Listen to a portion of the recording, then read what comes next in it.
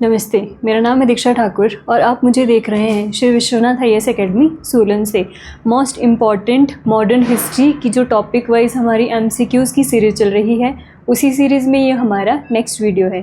तो देखते हैं आज के मोस्ट इम्पॉर्टेंट क्वेश्चंस कौन से रहने वाले हैं। चलते हैं पहले क्वेश्चन पे। पहला क्वेश्चन जो है वो हमारा क्या है? पहला है the Surat split occurred due to disagreement over. Surat विभाजन मुख्य रूप से किस मुद्दे पर मतभेद के कारण हुआ था? देखो, सूरत स्प्लिट, पहली बात तो हमारा ये सूरत विभाजन हुआ कब था? 1907। वो भी जो है वो आप याद रखें। सूरत है कहाँ पे? सूरत है हमारा गुजरात में। सूरत कौन सी रिवर पर है? सूरत हमारा ताप्ती रिवर पर है। ताप्ती रिवर पर है। और सूरत को ही क्या बोलते हैं? डायमंड सिटी ऑफ इंडिया भी हम बोलते हैं सूरत को। और सूरत स्प्लिट क्यों हुआ था, उसके रीज़न दिए हैं, आपको बताना है। देखते हैं पहला जो ऑप्शन है वो क्या है? स्वदेशी मूवमेंट इम्प्लीमेंटेशन, स्वदेशी आंदोलन जो है वो उसका क्रियान्वयन हुआ था, या फिर कांग्रेस प्रेसिडेंशियल कैंडिडेट, कांग्रेस के अध्यक्ष पद के उम्मीदवार के लिए ये सूरत स्प्लिट में जो है वो मतभेद हुआ था, या फिर उदारवादियों का पृथक निर्वाचन पर रुख, moderates stand on separate electorate हुआ था, या फिर पार्टीशन ऑफ बंगाल रिवर्सल, मतलब बंगाल विभाजन की वापसी जो हुई थी। तो देखो, सूरत स्प्लिट का मेन रीज़न यही था। देखो, जो 1905 था वहाँ पर हुआ था हमारा बंगाल डिवाइडेशन, बंगाल विभाजन। तो उसके बाद से लोग इतने ज़्यादा जो है वो अंग्रेज़ों के ख़िलाफ़ हो गए थे बंगाल में या बंगाल वाले एरिया में, कि वो चाहते थे कि जो हमारे उदारवादी लोग हैं, जो चाहते थे कि हम ब्रिटिशर्स के सामने मांगे रखेंगे, उनके अगेंस्ट वो चले गए थे। और उनकी ये सोच थी कि हम जो है वो कांग्रेस के जो है वो लीडर बनेंगे, कांग्रेस के सेशन के अध्यक्ष बनेंगे। कौन? एक्सट्रीमिस्ट में से ही कोई बनेगा, जिससे कि हम ऐसी पॉलिसी बना सकेंगे कि ताकि हम बंगाल डिवाइडेशन का जो विरोध है वो अच्छे तरीके से और ज़्यादा तरीके से हम जो है वो प्रेशर बना सके ब्रिटिश गवर्नमेंट के ऊपर। तो वो क्या चाहते थे? वो एक्सट्रीमिस्ट चाहते थे कि हमारा पर्सन, यानी कि लाल बाल पाल और अरविंदो घोष, उनमें से कोई पर्सन जो है वो कांग्रेस के सेशन का प्रेसिडेंट बने। उसी के क्यों और वो नहीं बनाया गया था सूरत में, तो इसीलिए उन दोनों के बीच आपस में कॉन्फ्लिक्ट जो है वो हो गया था। तो ऑप्शन बी जो है वो हमारा इसमें सही हो गया। कांग्रेस अध्यक्ष पद के उम्मीदवार, कि कांग्रेस के प्रेसिडेंशियल कैंडिडेट को लेकर डिस्प्यूट था हमारा 1907 का, जिसमें ही क्या होता है, जिसको सूरत स्प्लिट भी बोलते हैं। सूरत स्प्लिट क्या था? उदारवादी और उग्रवादी, एक्सट्रीमिस्ट और लिबरल का आपस में जो है वो विभाजन हमारा हो जाता है। तो ऑप्शन बी जो है वो इसका हमारा कैसा होगा? सही आंसर जो है वो इसका होगा। चलते हैं नेक्स्ट क्वेश्चन पे। नेक्स्ट क्वेश्चन क्या बोल रहा है? Who presided over the Surat session of Congress before the session collapsed. अधिवेशन के टूटने से पहले सूरत अधिवेशन की अध्यक्षता किसने की थी? कुल मिलाके की सूरत जो हमारा सेशन हुआ था कांग्रेस का, उसको हेड किसने किया था? डिस्प्यूट तो था हेड को लेकर कि एक्सट्रीमिस्ट को नहीं बनाया गया था, लिबरल में से ही कोई बना था। तो कौन बना था लिबरल में से? रास बिहारी घोष बने थे, या फिर फिरोज शाह मेहता बने थे, दादा भाई नरोजी जी बने थे, या गोपाल कृष्ण गोखले बने थे? कौन जो है वो हमारा बना था? तो वो बने थे हमारे रास बिहारी घोष। इन्हीं को जो है वो सूरत सेशन का हेड बनाया गया था। सूरत स्प्लिट हो गया था, उसके बाद हेड जो बनाया गया था वो हमारे जो लिबरल कांग्रेस के जो लिबरल नेता थे रास बिहारी बोस, उनको जो बनाया गया था सूरत सेशन का हेड। ठीक है, यहाँ पे एक ऑप्शन है दादा भाई नरोजी। दादा भाई नरोजी जो है वो कब बने हैं हमारे? वो बने थे 1906 में। कौन सा सेशन था कांग्रेस का? कलकत्ता सेशन में ये हमारे इन्होंने प्रिजाइड किया था कांग्रेस के सेशन को। और कांग्रेस के सेशन से पहली बार स्वराज की जो है वो मांग की गई थी, वो उस टाइम पे की गई थी जब दादा भाई नरोजी हमारे हेड थे। दादा भाई नरोजी एक पारसी थे, जिनको क्या बोला जाता है? क्या grand old man of India भी इनको बोला जाता है। दादा भाई नरोजी की और बात करें तो दादा भाई नरोजी ने बुक लिखी थी poverty and un British rule in India. और दादा भाई नरोजी ही वो पर्सन थे जिन्होंने इंडिया में सबसे पहले नेशनल इनकम जो है वो बताई थी, नेशनल इनकम को कैलकुलेट किया था। वो भी कौन थे? हमारे दादा भाई नरोजी ही थे। इन्होंने जो है वो मतलब 20 रुपये जो है वो कैलकुलेट की थी इंडिया की जो नेशनल इनकम नहीं, पर कैपिटा इनकम, वो जो है वो हमारी प्रति व्यक्ति आय, करेक्ट करना, दादा भाई नौरोजी ने पर कैपिटा इनकम को सबसे पहले कैलकुलेट हमारा किया था। गोपाल कृष्ण गोखले जी, इन्होंने क्या, इससे प्रीवियस में हम देख चुके हैं, इनकी ऑर्गेनाइजेशन संस्था का नाम क्या, सर्वेंट्स ऑफ इंडियन सोसाइटी, इनकी जो है वो एक ऑर्गेनाइजेशन थी। गोपाल कृष्ण गोखले जी कौन है, जो हमारे महात्मा गांधी थे, उनके पॉलिटिकल गुरु जो है वो कौन थे, गोपाल कृष्ण गोखले जी। तो ऑप्शन ए इसमें कैसा है, हमारा सही आंसर है। चलते हैं नेक्स्ट क्वेश्चन पे।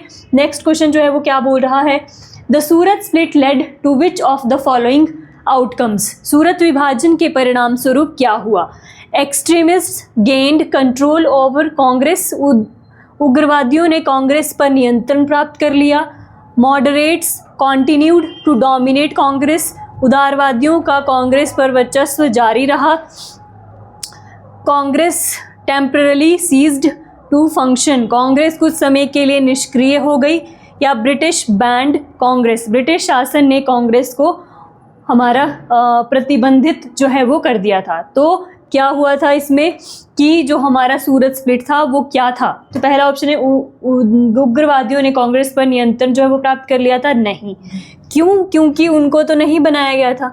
कांग्रेस के सेशन का जो सूरत स्प्लिट हुआ था उसमें तो एक लिबरल कांग्रेस पर्सन को जो है वो बनाया गया था, तो एक्सट्रीमिस्ट का तो नहीं, एक्सट्रीमिस्ट ने तो नहीं कंट्रोल कर पाए थे वो, इसीलिए तो हमारा स्प्लिट हो गई थी कांग्रेस दो में, एक्सट्रीमिस्ट और moderate. Moderates continue to dominate Congress, तो यस, मॉडरेट जो है वो कंटिन्यू, उनका वर्चस्व यानी कि डोमिनेंस जो है वो जारी रहा था, क्योंकि उन्होंने उनकी बात को नहीं माना था और एक लिबरल कांग्रेसी लीडर को ही सूरत सेशन का जो है वो प्रेसिडेंट बनाया था।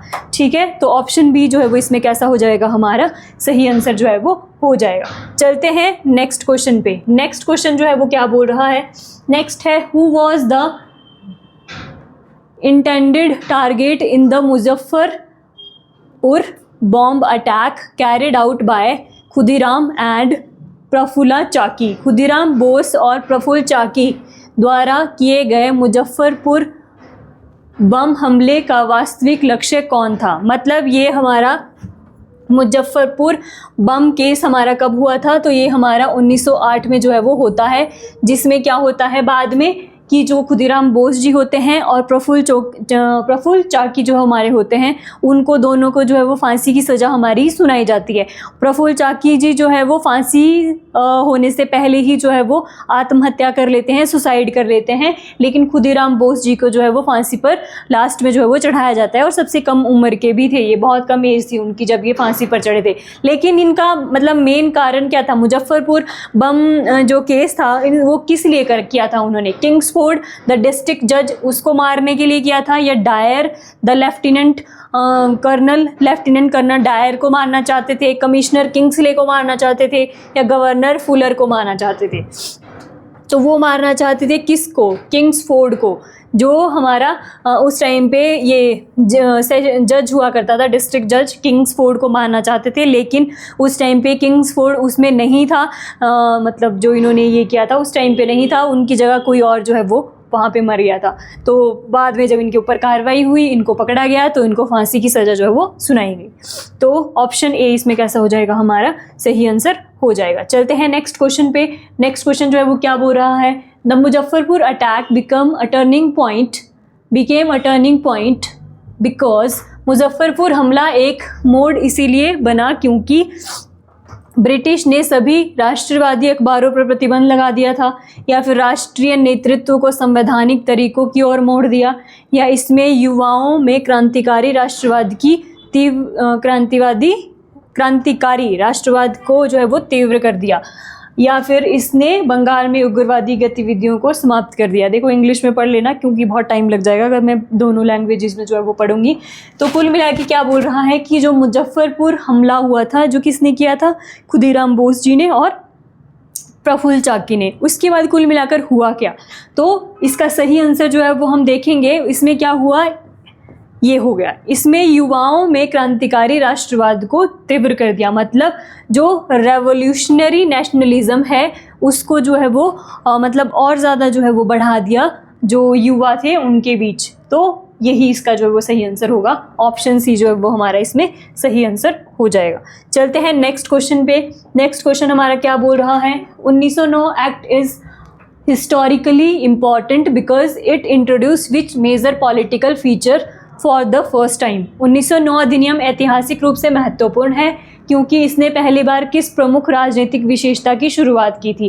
प्रोविंशियल ऑटोनॉमी, प्रांतीय स्वायत्तता दी थी, सेपरेट इलेक्टोरेट फॉर मुस्लिम, मुसलमानों के लिए पृथक निर्वाचन की बात की थी, डायरकी इन प्रोविंसेस, प्रांतों में द्वैध शासन की बात की थी, फुल रिस्पॉन्सिबल गवर्नमेंट, पूर्ण उत्तरदायी शासन की बात की थी। तो जो 1909 का जो हमारा एक्ट था इसको बोलते हैं हम मार्ले मिंटो रिफॉर्म्स भी इसको बोला जाता है। मार्ले उस टाइम पर भारत के सचिव हुआ करते थे और जो ये मिंटो थे ये भारत के वॉइसरॉय जो है वो हुआ करते थे। इसमें क्या है, क्यों ये फेमस था हमारा 1909 का एक्ट, इसीलिए था इसमें separate electorate for Muslims, option B जो है वो सही है। इसमें मुसलमानों के लिए पृथक निर्वाचन की बात की गई थी। ऑप्शन बी हमारा कैसा हो जाएगा, सही आंसर हो जाएगा। चलते हैं नेक्स्ट क्वेश्चन पे। नेक्स्ट क्वेश्चन हमारा क्या बोल रहा है, विच of the following was not a provision of the 1909 act. निम्नलिखित में से कौन सी 1909 अधिनियम का प्रावधान नहीं है। Introduction of separate electorate for Muslim, ये तो था अभी हमने देखा, मुस्लिमों के लिए सेपरेट इलेक्टोरेट की मांग तो की गई थी इस एक्ट में, हमने बताना है नॉट, कौन सा जो है वो नहीं था। ठीक है, नेक्स्ट है एनलार्जमेंट ऑफ लेजिस्लेटिव काउंसिल, विधान परिषदों का जो है वो विस्तार, तो यस जो हमारी लेजिस्लेटिव काउंसिल थी उसका विस्तार किया गया था, सीटें भी जो है वो बढ़ाई गई थी, ये बात तो सच है। नेक्स्ट है guaranteeing Indians the right to hold portfolios as executive councillors, भारतीयों को कार्यकारी परिषदों में विभाग सौंपने का अधिकार, तो यस कि हम कुछ चीज़ें जो है वो इंडियंस को देंगे, ये भी इसमें बात की गई थी। Establishment of dyarchy in provinces, जो हमारी प्रांतों में द्वैध शासन की स्थापना, ये नहीं था और यही इसका हमारा नॉट ही पूछ रहा है, यही सही होगा हमारा option D. Establishment of dyarchy in provinces, प्रांतों में द्वैध शासन हमारा जो लगा था वो 1909 के एक्ट से नहीं 1919 के एक्ट से लगा था, जिसको मॉन्टेग्यू चेम्सफोर्ड रिफॉर्म्स भी हम बोलते हैं। तो ऑप्शन डी इसमें कैसा है हमारा सही आंसर इसका हो जाएगा। चलते हैं नेक्स्ट पे। नेक्स्ट जो है वो क्या बोल रहा है, नेक्स्ट है the Ghadar party founded in 1913 was headquartered in which city.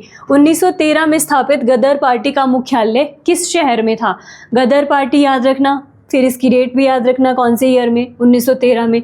फिर हेडक्वार्टर कहाँ था, क्या लंदन था, क्या सैन फ्रांसिस्को था, वैंकूवर था या बर्लिन था, तो वो था हमारा सैन फ्रांसिस्को में जो है वो इसका हेडक्वार्टर था। गदर पार्टी का जो न्यूज़पेपर था वो भी गदर जो है वो हुआ करता था और जो है वो स्टार्टिंग में हमारा वो उर्दू में जो है वो छपता था। अगर हम गदर पार्टी का फाउंडर की बात करें तो वो लाला हरदयाल जो थे वो फाउंडर थे हमारे गदर पार्टी के, लाला हरदयाल। तो इनको भी आप याद रखें, हेडक्वार्टर था सैन फ्रांसिस्को। ऑप्शन बी जो है वो इसका हमारा कैसा हो जाएगा, सही आंसर इसका है। चलते हैं नेक्स्ट पे। नेक्स्ट जो है वो क्या बोल रहा है, who among the following founded the home rule league in 1916। 1916 में होम रूल लीग की स्थापना किसने जो है वो की थी। लाला लाजपत राय जी ने की थी, एनी बेसेंट एंड बाल गंगाधर तिलक ने की थी, महात्मा गांधी एंड गोखले मतलब गोपाल कृष्ण गोखले ने की थी, या फिर विपिन चंद्र पाल ने जो है वो हमारी की थी। तो किसने की थी, तो सही आंसर पहले इसका देखेंगे, एनी बेसेंट ने और बाल गंगाधर तिलक जी ने, इन्होंने की थी किसकी, होम रूल लीग की स्थापना। कहाँ पे, 1916 में जो है वो, मतलब कौन सी ईयर में, तो 1916 में जो है वो इन्होंने की थी। लाला लाजपत राय जी की बात करें तो इन्हें पंजाब केसरी भी जो है वो बोला जाता है। लाला लाजपत राय जी को, लाला लाजपत राय जी जो थे ये हमारे जब साइमन कमीशन भारत आया था 1928 में, तो ये घायल हो गए थे क्योंकि ये विद्रोह कर रहे थे। उसके बाद जो है वो इनके ऊपर जब लाठियाँ चलाई गई उसके बाद ये घायल हो गए थे, तो उसके बाद इनकी डेथ भी जो है वो हो जाती है लाला लाजपत राय जी की। तो ये भी आप याद रखें। महात्मा गांधी जी के बारे में याद रखें कि इन्होंने 1924 में कांग्रेस के एकमात्र सेशन को हेड किया था। कौन सा सेशन था वो, बेलगांव सेशन। बेलगांव कहाँ पर है, बेलगांव इन कर्नाटका में जो वो हमारा पड़ता है।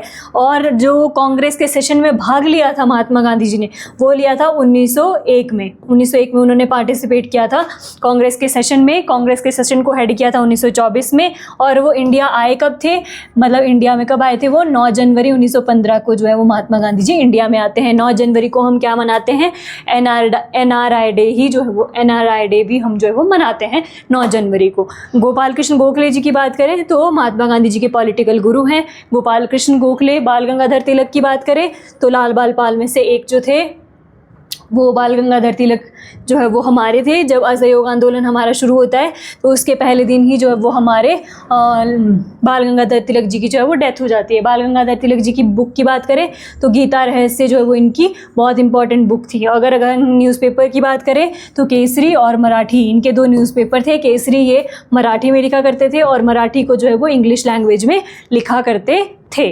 और अगर हम महात्मा गांधी जी की ऑटोबायोग्राफी की बात करें तो सत्य के साथ मेरे प्रयोग, द एक्सपेरिमेंट विद ट्रुथ, ये इनकी ऑटोबायोग्राफी है महात्मा गांधी जी की। तो ऑप्शन बी इसका कैसा हो जाएगा, हमारा सही आंसर जो है वो इसका हो जाएगा। चलते हैं नेक्स्ट क्वेश्चन पे। नेक्स्ट क्वेश्चन जो है वो हमारा क्या है, नेक्स्ट है the Lucknow pact 1916 is significant because it. Lucknow pact 1916 महत्वपूर्ण है क्योंकि उसने क्या किया था, उसमें क्या हुआ था, brought Congress and Muslim league together, Congress और मुस्लिम लीग को एकजुट किया था। इंट्रोड्यूस दयारकी इन प्रोविंसेस, प्रांतों में द्वैध शासन, या फिर प्रपोज्ड कंप्लीट इंडिपेंडेंस, पूर्ण स्वतंत्रता का प्रस्ताव रखा था। लॉन्च नॉन कॉपरेशन मूवमेंट, असहयोग आंदोलन प्रारंभ किया था। तो क्या हुआ था लखनऊ पैक्ट में, लखनऊ पैक्ट में क्या हुआ था, ऑप्शन ए इसका हमारा सही आंसर हो जाएगा। Brought Congress and Muslim league together, Muslim league और कांग्रेस जो है वो साथ में इसमें आ गई थी। और इसको हेड किया था किसने, अंबिका चरण मजूमदार जी ने लखनऊ सेशन को हेड किया था। अगर हम लखनऊ की बात करें तो लखनऊ कहाँ पर है, पड़ता है हमारा यूपी में पड़ता है। अगर हम लखनऊ की बात करें तो कौन सी रिवर पे है हमारा, ये गोमती रिवर, गोमती रिवर पर है हमारा लखनऊ। तो सही आंसर इसका ऑप्शन ए जो है वो हमारा हो जाएगा। तो ये थे आज की वीडियो के मोस्ट इम्पॉर्टेंट क्वेश्चंस। अगर आपको इसका PDF चाहिए तो हमारे टेलीग्राम चैनल से आप इसका PDF डाउनलोड कर सकते हो। मिलते हैं आपसे नेक्स्ट वीडियो में, तब तक के लिए धन्यवाद। जय हिंद।